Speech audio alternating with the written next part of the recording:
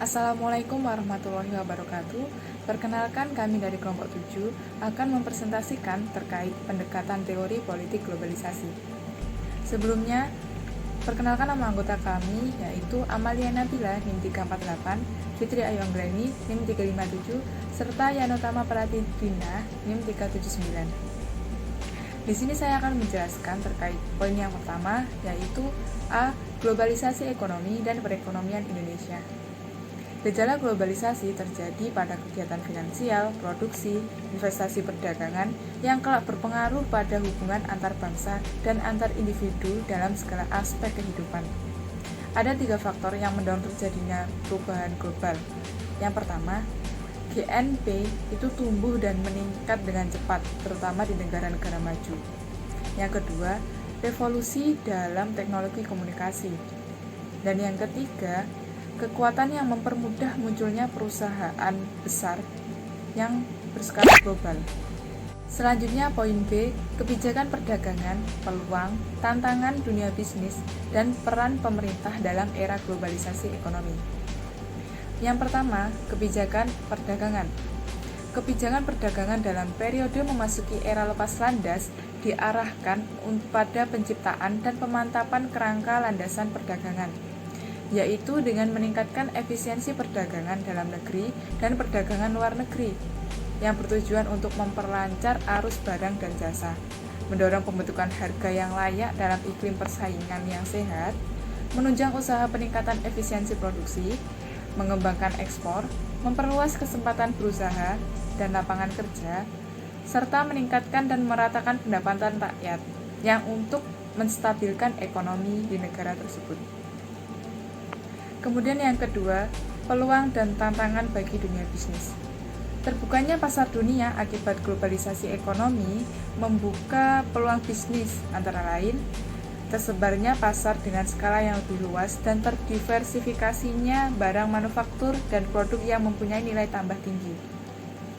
Kemudian relokasi industri manufaktur dari negara industri yang maju ke negara sedang berkembang dengan upah buruh yang lebih murah. Dan yang terakhir, tersedianya sumber pendanaan yang dapat diperoleh dengan biaya yang lebih murah karena semakin beragamnya portofolio pendanaan, terutama bagi negara yang sedang tumbuh perekonomiannya. Assalamualaikum warahmatullahi wabarakatuh. Saya Amalia Nabila sebagai pemateri. Di sini saya akan melanjutkan materi berikutnya, yaitu peran negara bangsa dalam ekonomi global. Robert Gilpin, salah satu tokoh realis, menyatakan bahwa peran negara bangsa atau nation state dalam era global masih sangat diperlukan. Peran negara bangsa diyakini akan menjadi pembuka ke arah ekonomi global yang sesungguhnya, yang dicirikan oleh tidak adanya hambatan dalam perdagangan, aliran uang dalam skala global dan kegiatan internasional perusahaan multinasional. Ekonomi global ini semakin terintegrasi, pengelompokan regional negara bangsa telah meningkatkan kerjasama dalam rangka memperkukuh otonomi, memperbaiki posisi tawar, dan memperjuangkan kepentingan ekonomi politik lainnya. Selanjutnya yaitu lembaga yang berperan dalam globalisasi ekonomi. Ada 3 lembaga utama yang mengatur globalisasi ekonomi. Yang pertama yaitu IMF, kedua World Bank, yang ketiga WTO. Yang pertama International Monetary Fund atau yang disingkat dengan IMF. IMF ini merupakan salah satu lembaga yang sangat berpengaruh terhadap penciptaan sistem ekonomi pasar bebas dunia sesuai agenda neoliberalisme, yaitu IMF. Di bidang moneter terbentuklah International Monetary Fund atau IMF dengan tugas utama yaitu mengatur sistem keuangan dan sistem nilai tukar internasional. Sebagai realisasi ide tersebut, IMF didirikan pada tahun 1944 pada konferensi internasional yang berlangsung di Bretton Woods, Amerika Serikat, dan mulai beroperasi pada tanggal 1 Maret 1947. IMF ini didirikan sebagai pemberi pinjaman terakhir untuk pemerintah di berbagai penjuru dunia. IMF beroperasi atas dasar kontribusi 182 negara anggota. dan Amerika Serikat ini merupakan kontributor terbesar sekitar 18% dari keseluruhan. Organisasi kedua yaitu World Bank. Cikal bakal munculnya World Bank adalah saat diadakan pertemuan di Bretton Woods, New Hampshire, Amerika Serikat, Juli 1944. Dari pertemuan tersebut dibentuklah sebuah lembaga yang khusus menangani masalah dalam pembangunan ekonomi, yaitu International Bank for Reconstruction and Development atau yang disingkat dengan IBRD, yang kemudian lebih dikenal sebagai World Bank. Tujuan awal dibentuknya IBRD ini adalah membiayai pembangunan kembali ekonomi Eropa setelah Perang Dunia II. Saat ini upaya Bank Dunia fokus pada pengentasan kemiskinan global, terutama dalam rangka mencapai tujuan Millennium Development Goals atau yang disingkat dengan MDGs pada tahun 2015. Organisasi yang ketiga yaitu General Agreement on Tariff and Trade yang disingkat dengan GATT dan World Trade Organization yang disingkat dengan WTO. GATT merupakan salah satu instrumen yang bersandar pada pasar bebas. Melalui GATT yang kemudian menjadi WTO, secara sistematis dan intensif agenda negara-negara maju yang didominasi gagasan neoliberal mendesakkan agenda liberalisasi dan perdagangan bebas. GATT ini dibentuk pada tahun 1948 dengan prinsip yang ada 3 prinsip utama. Yang pertama, Most Favored Nation atau yang disingkat dengan MFN, yang berisi ketentuan bahwa suatu negara memberikan perlakuan istimewa kepada negara partner dagangnya dan hendaknya juga melakukan hal yang sama istimewa kepada negara lain yang melakukan transaksi perdagangan dengan negara yang bersangkutan. Yang kedua, reciprocity atau penurunan tarif atau penghapusan tarif. Hendaknya dilakukan melalui perundingan dengan negara partner dagangnya. Yang ketiga, non-discrimination, bahwa setiap impor telah masuk ke pasar domestik suatu negara hendaknya diperlakukan sama dengan barang domestik. Materi selanjutnya yaitu tingkatan globalisasi dan sudut pandang terhadap globalisasi. Yang pertama, tingkatan globalisasi. Menurut Susan dan Strange, globalisasi terjadi pada berbagai tingkatan. Yang pertama, sejarawan Prancis Fernand Braudel menyatakan bahwa globalisasi terjadi pada tingkat material life, yaitu terciptanya struktur produksi global yang menentukan barang dan jasa yang dihasilkan oleh negara untuk kelangsungan dan kenikmatan hidup. Produksi barang dan jasa berorientasi ke pasar global dan tidak hanya terbatas pasar nasional.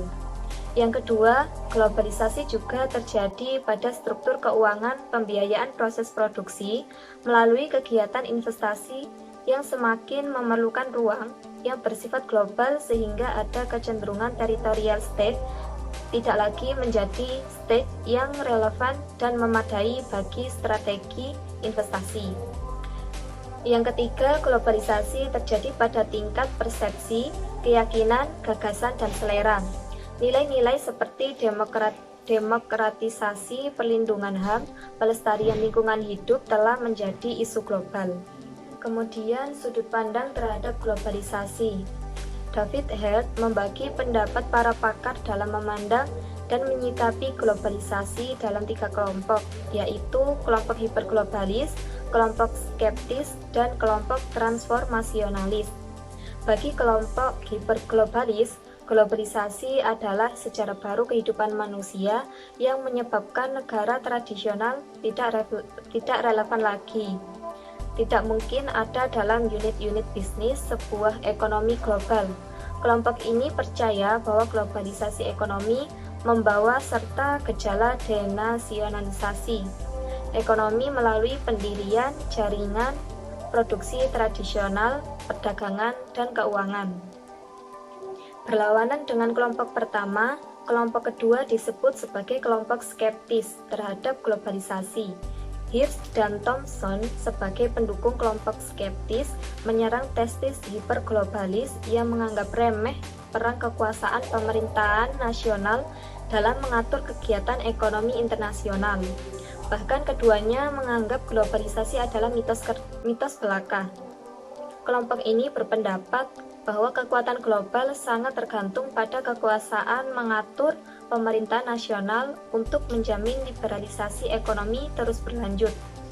Mereka mengatakan bahwa proses globalisasi hanya berlangsung di Jepang, Amerika Serikat, dan Eropa. Kelompok ketiga yang terletak di antara pandangan ekstrim, hiperglobalis, dan skeptis dikenal dengan nama transformasionalis.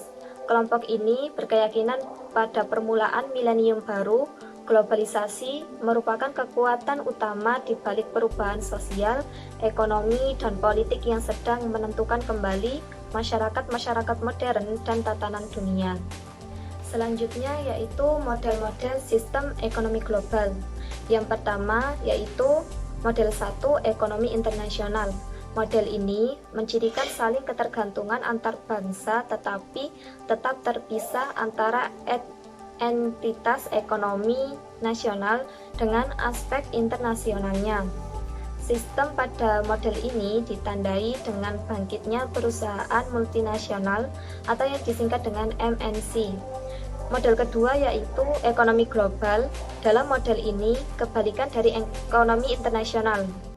Ekonomi global tercipta dan saling berinteraksinya ekonomi nasional mengarah pada bentuk kekuatan baru. Assalamualaikum warahmatullahi wabarakatuh. Nama saya Yanutama Pratidina sebagai pemateri. Di sini saya akan melanjutkan materi berikutnya. Poin F yaitu dampak ekonomi global. Yang pertama, dampak utama yang muncul akibat globalisasi ekonomi adalah cara mengatur ekonomi global.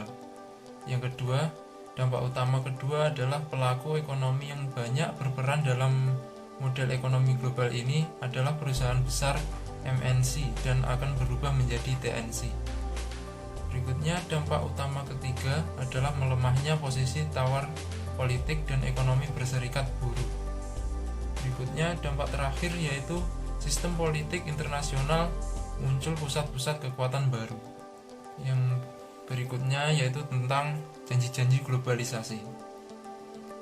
Dampak positif yang dijanjikan globalisasi yaitu memperlancar arus transportasi dan informasi, memberikan akses dan alih pengetahuan, memperpanjang usia harapan hidup, melayani masyarakat lebih baik, meningkatkan pertumbuhan ekonomi, meningkatkan ekspor, membuat harga murah, meningkatkan standar hidup, mengurangi kemiskinan dan eksploitasi terhadap tenaga kerja wanita dan anak-anak.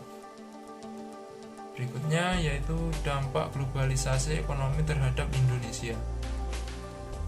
Sejak tahun 1993, OECD memberi sinyal Indonesia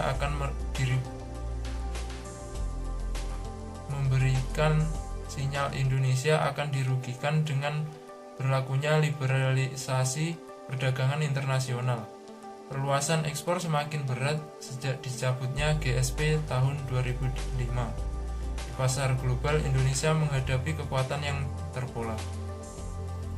Baik, materi berikutnya yaitu poin G adalah peran Bank Dunia dan IMF dalam perekonomian Indonesia. Yang pertama, peranan Bank Dunia dalam perekonomian Indonesia.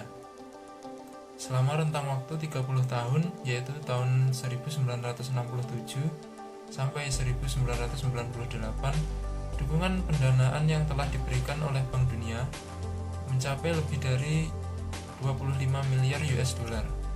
Pada dekade 1980-an, Bank Dunia mengawali program bantuan untuk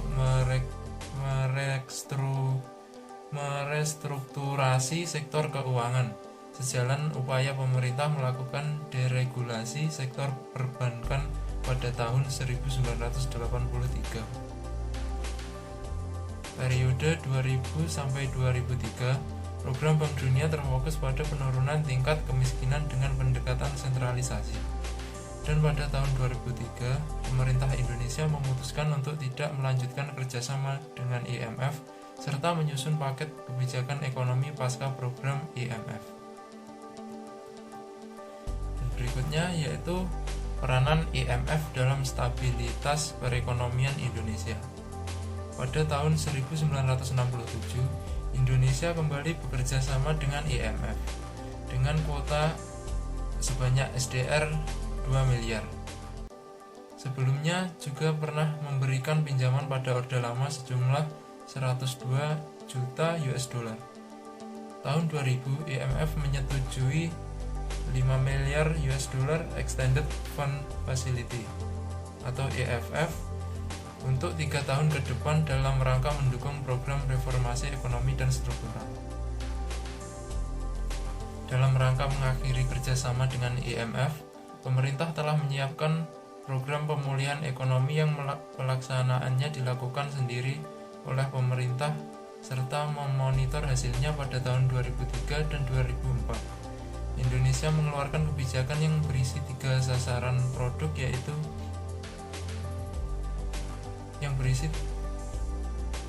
Indonesia mengeluarkan kebijakan yang berisi 3 sasaran pokok, yaitu yang pertama memelihara dan memantapkan stabilitas ekonomi makro, melanjutkan restrukturasi dan reformasi sektor keuangan, dan yang terakhir meningkatkan investasi ekspor dan penciptaan. Baiklah, sekian materi yang dapat kami sampaikan, kami dari kelompok 7. Kurang lebihnya kami mohon maaf. Wassalamualaikum warahmatullahi wabarakatuh.